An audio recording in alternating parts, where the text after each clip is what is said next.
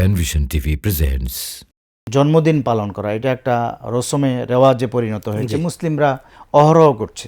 জি, তো তিনি বলছেন যে এটা কবি সাহিত্যিকদের মধ্যে প্রবণতাটা অনেক বেশি দেখা যায়, বিশেষ করে নিউজ পেপারগুলিতে, পত্রিকায় দেখা যায় বড় কবি সাহিত্যিক যিনি, তার জন্মদিনে তাকে উইশ করা হয়, তার জন্য ফুল নিয়ে যাওয়া হয়, ওই দিনে বড় প্রবন্ধ নিবন্ধ প্রকাশ করা হয়।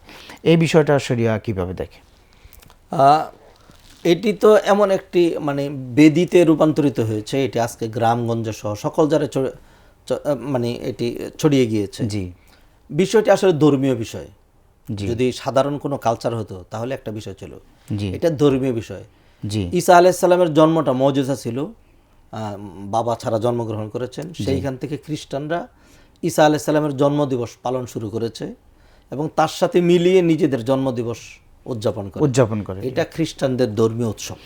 জি, অতএব কোনো জাতির ধর্মীয় উৎসবের সাথে মিল রেখে যে কেউর ক্ষেত্রে হোক, জি, সেটা মান্তাসাব্বাহ বিকওমিন ফাহুয়া মিনহুম, এটা সে তাদের অন্তর্ভুক্ত হয়ে যাবে। জি, বার্থডে উদযাপন করা, জন্মদিবস পালন করা, এটার সর্বনিম্ন স্ট্যাটাস হলো বিদআত। আমরা এর সাথে আমরা বিয়ে বার্ষিকীটাও আনতে পারি। কখনো কখনো কিন্তু এটা কুফরিও হয়ে যেতে পারে। এটার কারণে ইসলাম থেকে বের হয়ে যেতে পারে। নাউজুবিল্লাহ। কারণ যদি সেদিকে ভ্রুক্ষেপ না করে, সে যদি মনে করে না কি হয়েছে, গাও যদি কেউ করে, অতএব অবজ্ঞা করে বিষয়টা অবজ্ঞা যদি রাসূলের। করে, অতএব কবি সাহিত্যিকের বিষয়ে যখন এইগুলি নিয়ে প্রবন্ধ প্রকাশ করা হয়, আরো বেশি করা হয়, যত বেশি করা হবে তত বেশি গুনাহ হবে। কিন্তু ওনারা যুক্তি দেন যে এটা অন্যরা করে, আমাদের যারা ইসলামিক কবি আছে আমরা তাদের জন্য একটু করলাম, তাদেরকে ইন্সপায়ার করলাম, এরকম কোনো কথা বলার সুযোগ আছে কিনা? না, এইভাবেই তো বিদাতগুলো আসছে, শিরকগুলো এইভাবেই আসছে। রাসূলুল্লাহ সাল্লাল্লাহু আলাইহি ওয়াসাল্লামের যে মিলাদ পালন করা হয়, এটা কিভাবে আসছে?